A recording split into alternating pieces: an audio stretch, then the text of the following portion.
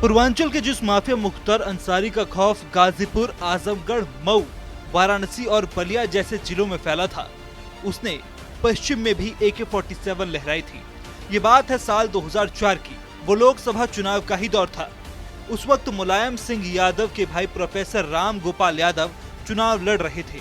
संभल Lok Sabha seat का वो चुनाव इतना हाई प्रोफाइल और चर्चित बन गया था कि चुनाव आयोग को कई बार ऑब्जर्वर नियुक्त करने पड़े। इतना ही नहीं, उस चुनाव में सबकी नजरें संभल लोकसभा सीट पर टिकी थी, क्योंकि ये सीट सपा और मुलायम सिंह यादव के लिए नाक का सवाल बन गई थी। 2004 के उस चुनाव में अप्रैल का महीना था। चुनावी मैदान में समाजवादी पार्टी से प्रोफेसर राम गोपाल यादव थे। बीएसपी से तत्कालीन नगर पालिका परिषद के अध्यक्ष तरन्नुम अकील और बाहुबली डीपी यादव अपनी पार्टी यानी राष्ट्रीय परिवर्तन दल से चुनावी मैदान में थे। उस चुनाव में सीधी टक्कर राम गोपाल यादव और डीपी यादव के बीच मानी जा रही थी।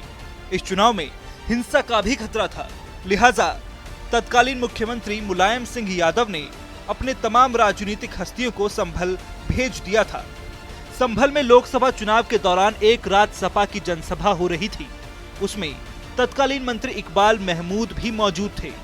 इसी जनसभा में पूर्वांचल का माफिया मुख्तार अंसारी भी शामिल था।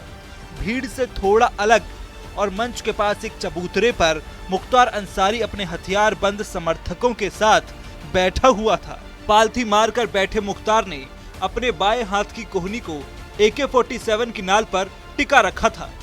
जब उससे पूछा गया कि क्या वो चुनाव प्रचार के लिए आए हैं, तो माफिया मुख्तार ने बड़े रौब से जवाब दिया कि जीत तो डॉक्टर साहब की ही होगी।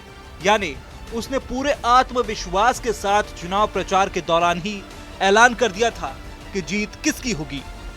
बहरहाल इस चुनाव में जीत तो प्रोफेसर राम गोपाल यादव की ही हुई और डीपी यादव चुनाव हार गए।